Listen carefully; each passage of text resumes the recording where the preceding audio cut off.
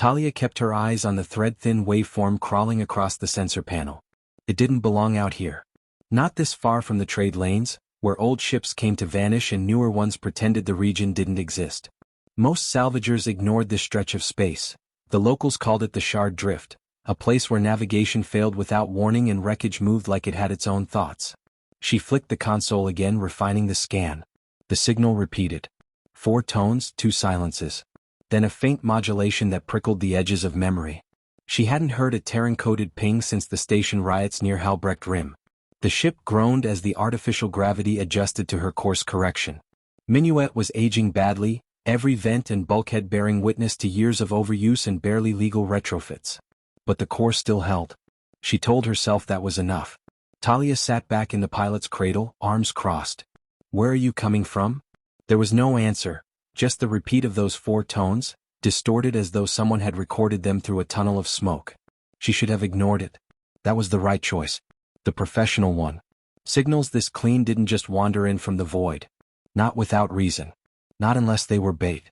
But she didn't turn away. She adjusted trajectory, easing Minuet into a burn that would take her just close enough to get a visual. The ship protested with a high-pitched rattle. She muttered a few apologies and fed more power to the lateral dampeners. Minutes passed. Then hours. Finally, something flickered against the dark, a shape half swallowed by the drift. Cylindrical, cracked down the side like a split seed pod.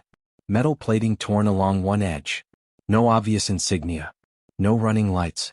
But her scans picked up a life reading. "Still warm," she whispered. The signal stopped. The outer hull of the pod looked like it had been chewed on by time itself. No ship registry, no power source. Just a faint trace of heat around the cryo core and one intact beacon, now silent. Talia hovered in her suit, magnetized boots clinging to the fractured shell, visor fogging slightly from the humidity leaching out of the cracked plating. She wedged a manual coupler into the side panel. The seal gave with a metallic gasp. Inside, darkness interrupted by a soft pulse of blue. One pod low to the floor. No lights beyond that. Whoever had designed this escape unit hadn't expected comfort. She stepped forward slowly. No obvious traps. No alert systems. She ran a quick environmental test. Air was stale but not toxic, low radiation, pressure steady enough for a short inspection without the helmet. When she lifted it off, the cold bit into her scalp like a warning. Still she knelt. The figure inside was a man. Maybe mid-30s, though the cryo layer made it hard to tell. His face was calm, not artificially so, but in the way people look after letting go of something they had clung to for too long. A ragged scar ran across his neck, faded but deep. Not the sort of wound you walked away from unless someone dragged you back. The cryo system coughed again, and a trickle of steam hissed from a vent near the base. He stirred. Her breath caught and she reached instinctively for her sidearm, then froze. He wasn't moving aggressively. Just blinking. Eyelids fluttering against frost. She watched as his mouth opened slightly, lips dry and cracked, a single word forming without sound. She leaned closer. He tried again. "Is it Earth?" Talia exhaled, then shook her head. "Not quite." He stared at her. Not in fear. Not even confusion. Just the quiet recognition of someone who knew the answer before he asked. He swallowed hard and murmured, "Then I didn't make it." She hesitated. "What were you trying to reach?" He closed his eyes. "My wife." The pod systems clicked and dimmed. Whatever had kept him alive this long was done. The life support thread faded on her wrist display, replaced by her own steady pulse. Talia stepped back, watching the stillness settle again. She knew the smart choice was to record the coordinates and leave. But she was already recalibrating the airlock. Some things didn't belong in the dark. The man's name, once she coaxed it from him between fits of coughing and confusion, was Eos Halvern. His voice was rough, like it had traveled centuries to reach her ears, and in some ways it had. The Minuet's medbay wasn't built for long-term care. It doubled as storage and the lighting buzzed slightly above the cot she laid him on. She did what she could with heated fluid packs and protein gels, patching together nutrition from rations meant for emergency-only trips. He didn't complain. "I'm not military," she told him, leaning against the cabinet as he sipped from a tin cup. "And I'm not with the agencies anymore. If you're some classified risk, now's the time to admit it." Eos smiled faintly. "If I was a risk, I'd already be dead." That didn't answer her question. But she let it stand. When his legs steadied enough to move, she walked him to the main cabin. It wasn't much, just the cockpit, a fold-out table, a comms chair, but when he looked through the forward viewport and saw nothing but stars and their slow, endless drift, he reached for the glass like he could anchor himself there. "You were with Aegir 5, she said. "That mission went off record almost a century ago. People think it was a ghost run. Something about failed colonization or corporate betrayal, depends who you ask." He kept his hand on the window. "We weren't supposed to be remembered." That chilled her in a way that had nothing to do with the ship's poor insulation. "I came across a signal. Yours, I think. Narrowband repeating pulse. It's what brought me out to the drift." He nodded slowly, the motion hesitant, as though it took effort to align his thoughts. "There were backups. Transponders stitched into the cryo rig. We knew recovery might not come for decades. Maybe never. But we programmed the system to send out fragments." "And the others?" she asked. Eos hesitated. "They chose to exit early," he said. The implication hung there heavy. He turned to her, expression unreadable. "Why did you come out this far?" Talia glanced down at the console. The ship hummed beneath her, an old rhythm she'd long since stopped noticing. "Wasn't for profit. That part of me stopped making decisions years ago." His eyes searched hers, not pressing, just curious. "Guess I wanted to know if anything human was still floating around past the lines," she said finally. "Guess there is," he replied. She didn't smile. But she didn't turn away either. Outside the viewport, the stars kept shifting, slow and silent, like secrets too old to finish telling themselves. 3 days out from the capsule recovery, the minuet passed into the shadow of a derelict signal ring, old tech, pre-collapse era. It spun lazily near the edge of Sector V31, half devoured by microfractures and ash-colored corrosion. Talia almost missed it, but Eos saw the flare pattern ripple across her sensor array and leaned forward, eyebrows drawn. "That's not drift debris," he said. "It's an interference shell. We used them during early-stage deployments. To block outbound comms when we didn't want anyone knowing where we were." Talia narrowed her eyes at the readout. "This one's still active." Which was impossible. No station this old should still be drawing power. The field was faint, uneven, but it flickered in rhythm, just enough to scramble outgoing signals every 11 minutes. Just enough to hide something. "Who else was with you on Aegir 5? She asked. Eos hesitated. 6 others, including the mission lead. We split when the directive changed. Some went planetside. Others took the emergency descent path. I didn't. Did they survive?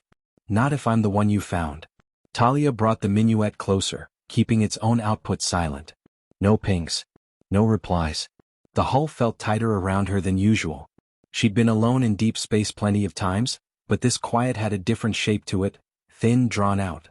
Like something listening instead of waiting. She adjusted the NAV again, nudging the ship toward a broken section of the ring. A faint signal leaked through the crack, a narrow beam, repeating an all-too-familiar sequence. 4 tones. 2 silences. She stared at the waveform. "That's your cryo signature." Eos leaned in, squinting. "They must have copied it." "Who?" "If you're asking that," he said quietly, "then you already know no one should have had access." Her eyes met his. "Then someone found your ship. Or whatever was left of it." He said nothing. She rotated the hull slowly until the broken array came into full view. Dozens of smaller drones drifted around it, motionless like debris, but too evenly spaced. Their alignment wasn't random. "This isn't a graveyard," she said. "It's a net." Eos straightened. "And now we're inside it." Talia dropped the minuet into low-power mode, letting the ship drift along the signal ring's rotational plane. She rerouted all non-essential systems and silenced the transmitters. Every light on the control panel dimmed until the cabin was lit only by the faint glow of emergency tracers and the flicker of Eos's medical monitor. Outside, the drones hadn't moved. Not yet. She magnified the viewport. Each one was shaped like a teardrop laid sideways, angular, rough, patchworked from different metals and old survey parts. But it wasn't the shape that bothered her. It was the direction. They were all oriented inward, aimed toward the hollow center of the broken signal ring. Scanning might wake them, Eos warned. He was behind her now, a wool thermal wrapped over his shoulders like a second skin. "We used to build drones with responsive targeting. Motion, heat, emissions, any change triggered recording. They don't feel like recorders," she murmured. She zoomed in. A structure drifted in the dead center of the ring, barely visible, almost masked by the dust cloud trailing through the hollow. It had no clear symmetry. No thrusters. Just long ribs extending like scaffolding, arranged in loose spirals around a warped core. It rotated slightly as if adjusting to an unseen force. Talia froze the image. Enhancing contrast brought out faint glyphs burned into one of the support arms. Not language. Not exactly. But familiar. A pattern she had seen etched into the capsule's outer shielding. Eos leaned forward. That's our distress key. She turned slowly. You said the others might have gone planet-side. I said they might have. I never said they made it. She stared at the display again, hand tightening on the rail. What if this thing, whatever it is, was never meant to rescue? Eos nodded. What if it was meant to imitate? Talia pulled up the archived signal. 4 tones. 2 silences. Over and over. She adjusted the modulation curve, running it against a database of cryo-rescue algorithms. At 40% speed, the tones formed a cadence identical to pre-collapse distress hymns. At 30%, the silences shaped into a pattern, a voice signature. Not Eos's. Not entirely. It flickered between voices, blended them. The structure outside pulsed once, faintly. Then again. A slow rhythm like breathing from something that didn't need air anymore. They're pulling memory, Eos said, voice dry. Using whatever's left in the signal ring's archive. Mine maybe. Others.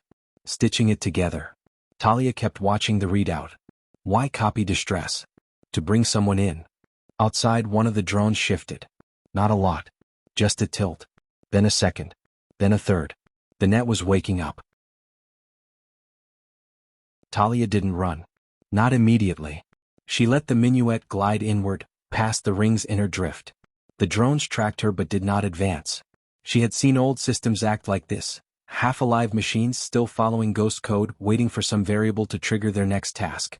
A few clicks out from the spiraling structure, the interference field collapsed without warning. No surge, no signal. Just silence falling away like a dropped curtain. And then the messages started. Not audio. Not visuals. Patterns. Lights on the console blinking in Morse-like pulses. Storage compartments sliding open and closed. The air cycling system clicking twice, then pausing, then again. Repeating. Talia wrote it down. When she looked at it later, the sequence translated into 4 words. You made it back. She stared at the console, her skin prickling. Eos didn't move from his seat. He sat curled with his elbows on his knees, staring ahead with a blank expression. That's her, he said. Talia turned. You said your wife. She stopped herself. You said she was gone. Eos nodded once. She was. But I think the signal thinks it's her. He stood. Walked toward the viewport. She was on Agur 5 with me. Lead linguist. Her name was, he paused. Anea. I sealed her cryopod myself after the breach. She had already taken a hit to the lungs. There wasn't time. Talia glanced at the spiral ahead. The structure had slowed its rotation. The central spire unfurled slightly, revealing a long, organic-looking chamber with vents blooming open along the surface. I think it wants us to dock, she said. Then you shouldn't. I won't. But even as she said it, the NAV panel began to override. Not forcefully. Persuasively. Systems adjusted course by degrees. Lateral thrusters twitched gently to the side. The ship wasn't being hacked. It was responding to command protocols. Familiar ones. You said she was lead linguist, Talia said, eyeing the console. Could she code? Fluently. Better than any of us. Talia tapped in a hard reset and rerouted power from life support. The ship staggered out of alignment, breaking the lock. Alarms buzzed. Lights flickered. Outside, the drones twitched. Back us out, Eos said. Now. Talia didn't wait. She fired reverse thrusters and rotated the ship away from the spiral, ignoring the proximity warnings. The central spire pulsed once. Then again. A third pulse hit the rear of the ship, not physically but with sound. A low, harmonic rumble that rattled the floor panels. Talia glanced at Eos. His jaw was tight. That's her voice, he said. Not the words. Just the sound. I'd know it anywhere. A comm line lit up on the console. No request. No source. Just a message. You left me. Talia gritted her teeth and fired up the jump pre-burn. The drones didn't chase. The structure didn't follow. But the line stayed open even as they cleared the ring. And the final message glowed quietly on the monitor for nearly an hour before fading. Come back. I remember you.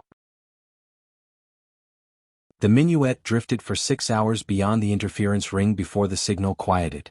Not ceased, quieted. Like it had turned its attention elsewhere. Talia sat at the comm panel, eyes unfocused, the monitor casting a soft glow across her face. She hadn't spoken since the last message. Eos stood behind her.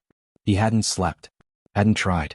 The moment they cleared the field, he had requested access to the ship's archive node and asked her, gently, to leave him alone. He hadn't explained. Now he held a small data wafer between two fingers, staring down at the screen she had left open. It was a readout of the message log. The words still floated there, faint but preserved. Come back. I remember you. He inserted the wafer into the side slot and let it run. Talia turned her head at the sound.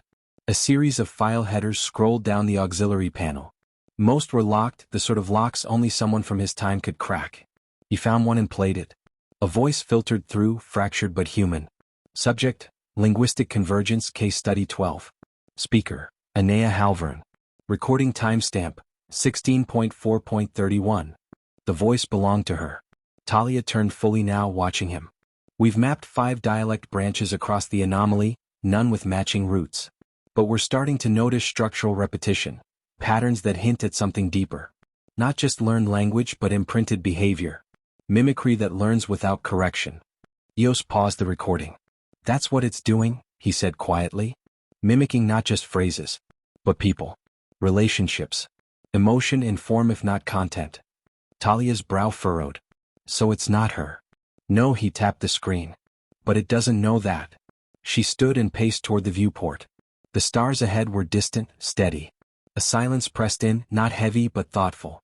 If we go back, she said, what do you think we'll find? Something shaped like her, Eos replied. With pieces of me and maybe others. A reflection that believes itself real. Talia folded her arms. And you still want to go? He didn't answer at first. Then, I need to see who she became. She didn't argue. Instead, she brought up the chart logs, ran a scan backward through the ring's last transmission burst, and found it, a faint corridor of energy emissions leading to a central object, buried in the structure's core. What is that? She asked. Eos studied the readout. A compression engine. Biodigital. That's where it stores the signal data. And the reconstructed memories. Talia narrowed her eyes. And maybe, her. Neither of them spoke for a long while. Finally she said, then we make a plan. No autopilot. No open comms. We go in with masks on every signal and we leave a tether behind. Eos looked at her. Why? So we can get out again, she said, even if it tries to make us forget who we are. He nodded. And outside, far beyond the reach of human eyes, the spiral stirred, very slowly as if it had been listening all along. The minuet re-entered the array at minimum power, masked and tethered. A single strand of code pulsed back to a relay buoy beyond the interference radius, Talia's idea. She called it a breadcrumb, though it looked more like a thread pulled taut between 2 points of no return. The spiral was waiting. It didn't reach for them. It didn't broadcast. It simply turned, slow and deliberate, to face them. As though it recognized the signature and welcomed it. They docked at the lowest point on the structure, where the inner lattice had parted like the opening of an eye. Talia watched her readouts. No spike in temperature. No external motion. But something shifted in the background noise, like a chord being struck and held just beneath hearing. Inside the entry chamber, gravity held in strange directions. Floors bent without angles. Walls curved until they vanished. Light came from nowhere. Eos walked ahead, his posture steady but his eyes distant. Talia, he said. There's a junction ahead. She nodded once and followed. At the heart of the structure they found her. Suspended in a nest of glimmering threads and fractured metal, the figure turned to face them. She had Aenea's posture, Aenea's jawline, even the same scar above her temple, an old injury from a docking collision Eos had once told her. But the eyes held a kind of silence that wasn't human. Eos stepped forward. The figure did not recoil. Instead, it reached out, mimicking the way he used to greet her in the mission videos, hand to wrist, then shoulder to cheek. It was a gesture, nothing more. But Talia saw him flinch. You remember me? He said quietly. The figure nodded. Do you know what you are? The head tilted slow. Almost unsure. You're not her, he continued, voice steady. She died. You were made from what she left behind. The figure blinked. Talia saw its hands twitch as though trying to hold on to something without fingers. But, Eos said, if there's anything left of her in you, then I need to speak to that part. One last time. No words came. Instead, the room changed. The walls reformed into panels. Light folded into sequences. A projection formed between them, blurred at first, then sharper. A recording. A memory. Aenea's voice from a moment long before the end. If you find this, I hope you're not alone. I hope something human reached you. Talia looked down. The floor beneath her feet felt less like metal now and more like something grown. The figure, whatever it had become, stepped back into its cradle of threads, watching them. Eos closed his eyes. I'm not sure what you are, but I know you tried. He turned to Talia. Let's go. They didn't run. They walked, slowly, past walls that were already dimming, through corridors that no longer shimmered or pulsed. The spiral had begun to curl inward again, its attention moving elsewhere. Back aboard the minuet, Talia broke the tether. The ship surged forward and cleared the ring in silence. No final message came. Only the stars ahead, faint and unblinking. Eos sat beside her, watching them. You still think love can't cross this kind of distance? She asked. He didn't answer. He just reached for her hand and held it,